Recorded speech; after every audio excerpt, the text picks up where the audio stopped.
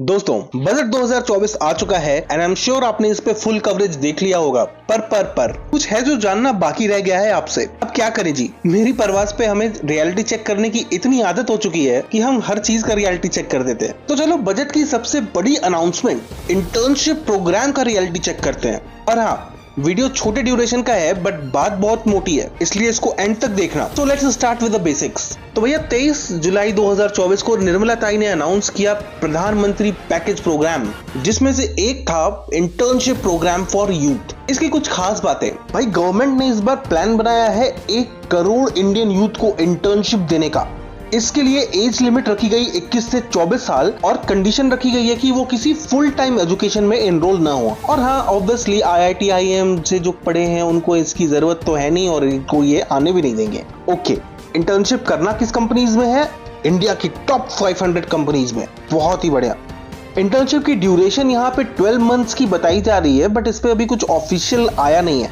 जो भी इसमें एनरोल करेगा उसको फर्स्ट टाइम ₹6,000 का असिस्टेंस दिया जाएगा फ्रॉम गवर्नमेंट ऑफ इंडिया। इस इंटर्नशिप का स्टाइपेंड होगा ₹5,000 पर मंथ, यानी कि हर महीने 5,000 रुपए मिलेंगे इंटर्न्स को। अच्छा, ये कॉस्ट जो है वो बेयर कौन करेगा? कॉस्ट बेयर करेगी कंपनीज, यानी कि जो इंडिया की टॉप 500 कंपनीज जो इनको एज इंटर्न्स रखेंगी 1 करोड़ यूथ को, उनको जो पैसे देने हैं वो ये कंपनीज अपने CSR फंड यानी कि कॉर्पोरेट सोशल रिस्पॉन्सिबिलिटी फंड के 10% तक वो दे सकते हैं। इस बात को सुन के यूथ बहुत ज्यादा एक्साइटेड है और काफी एक्साइटमेंट कांग्रेस में भी दिखाई दे रही है। समझ तो गए ही होंगे आप, कांग्रेस मैनिफेस्टो शायद वहीं से हो सकता है। खैर, अब हम आते हैं इस स्कीम के बेनिफिट्स और चैलेंजेस को लेके, और साथ ही साथ एक ऐसा कैलकुलेशन दिखाएंगे आपको जिसको देख के आपका दिमाग खोला रह जाएगा। और अगर ये कैलकुलेशन सरकार तक पहुंच गई तो फिर सारी की सारी पोल उनकी खुल जानी है। एनीवेज, सबसे पहला बेनिफिट ये कि ये एक तरह का वोकेशनल ट्रेनिंग प्रोवाइड करेगा हमारे यूथ को, जो कि उनके अंदर एक प्रोफेशनलिज्म को इंस्टॉल करेगा।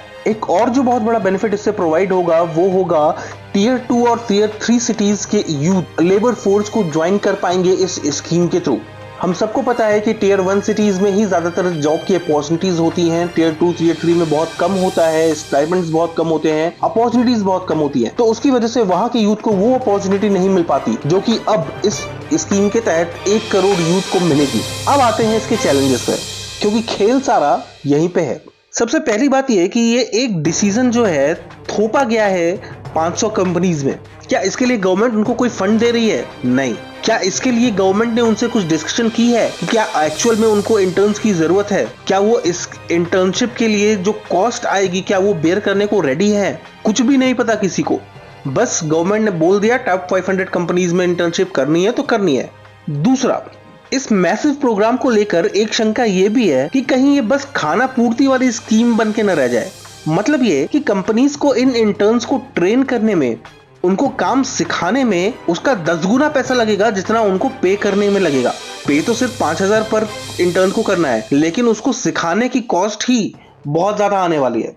और कहीं इस खर्च को बचाने के लिए कंपनीज ऐसा ना करने लगे कि इन इंटर्न से कुछ हल्का फुल्का काम करा लिया, हाँ बस हो गया भाई तुम्हारा इंटर्नशिप कंप्लीट, ठीक है 5,000 रुपए ले रहे हो और जाओ, खत्म बात। और तीसरा जो सबसे बड़ा चैलेंज है कि भाई इंटर्नशिप तक तो ठीक है, समझ में आता है, अच्छी बात है, लेकिन इसके बाद का क्या? चलो 1 करोड़ कैसे भी कैसे करके इंटर्नशिप कर भी लिए, तो उसके बाद वो क्या एम्प्लॉयबल हो पाएंगे? क्या वही कंपनी जिन्होंने इनको एज अ इंटर्न रखा था, क्या उनको एज अ एम्प्लॉय एक्सेप्ट करेंगी? और जैसे गवर्नमेंट ने बोला कि ये 1 करोड़ यूथ को आपको इंटर्न रखना है, कल को गवर्नमेंट ये तो नहीं बोल सकती ना कि भाई इनको जॉब पे रख लो और पैसा हमारे CSR से काट लेना। तो कुल मिला के बात ये कि चैलेंजेस तो है भाई इस इंटर्नशिप प्रोग्राम में, जहाँ पे एक उम्मीद तो दिखती है लेकिन इसके साथ जो चैलेंजेस हैं वो बहुत है। और इसी चैलेंज को प्रूव करती है हमारी अभी की कैलकुलेशन। आओ धागे खोलते हैं भाई। इंडिया में टॉप 500 कंपनीज में भी टॉप पे बैठा रहेगा Reliance in terms of net profit. Okay, now 2022-23 में रिलायंस इंडस्ट्रीज का CSR बजट था 1271 करोड़, करीब 1270 करोड़ के आसपास का। ठीक है, अब इसको हम यहाँ पे एज अ बेस लेके चलेंगे हमारे कैलकुलेशन के लिए। 1270 करोड़, इसका 10% निकाले तो मतलब 127 करोड़। इस 1270 करोड़ के हिसाब से चले तो इसका 10% यानी कि 127 करोड़ के करीब करीब रिलायंस इंडस्ट्रीज इस इंटर्नशिप प्रोग्राम पे खर्च कर सकती है। और जैसा कि हमने देखा, हर इंटर्न को 5,000 रुपए पर मंथ का स्टाइपेंड मिलेगा 12 महीने तक के लिए, यानी कि हर एक इंटर्न पे 60,000 रुपए का खर्च आएगा। ओके जी, अब इस 127 करोड़ को हम डिवाइड करते हैं 60,000 से, तो जो नंबर निकल के आता है मैजिकल नंबर, वो है 21,166 का। ओके, यानी कि रिलायंस इंडस्ट्रीज अपने CSR बजट का वो हिस्सा जिससे ये इंटर्नशिप प्रोग्राम चलाएगी, उसमें सिर्फ 21,000 के आसपास ही इंटर्न्स को वो ले पाएगी। पर सरकार तो यार कह रही थी 1 करोड़ का आ जाएंगे यार, कैसे हो जाएगा समझ नहीं आ रहा है।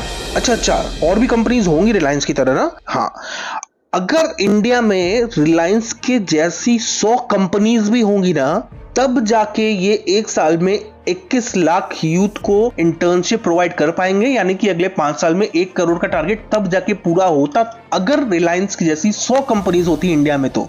और जी सच्चाई तो जग जाहिर है, सांच को आज क्या। अच्छा, सॉरी हाँ, एक और एडिशन। भैया ट्रेनिंग कौन देगा बे? आप मजाक कर रहे हो यूथ के साथ?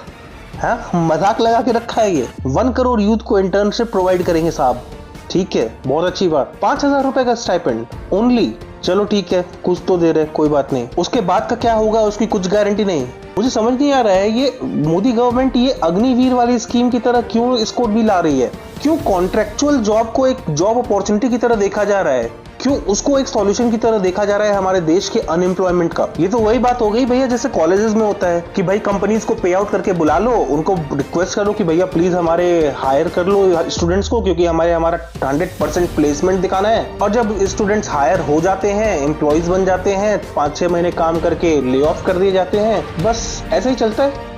क्या वैसे ही गवर्नमेंट लाना चाह रही है यहाँ पे? सच बता रहा हूँ सर, मेहनत करो, किसी के भरोसे मत रहो, किसी से उम्मीद मत करो, क्योंकि ना तो सरकार तुम्हारे लिए कुछ करने वाली है और ना ही कोई और कुछ करने वाला है। जो करना है तुम्हें खुद करना है। ये जो लोग तुम्हें आके बरगला जाते हैं ना कुछ टाइम के लिए, वो एक्चुअल में तुम्हारी जिंदगी खराब करते हैं। एग्जाम से कराया नहीं जा रहा। कौन से एग्जाम बचा है जिसमें धांधली के एलिगेशंस नहीं लगे हैं गवर्नमेंट के? यूपीएससी तक को नहीं छोड़ा गया है भाई। Situation is very Grimm.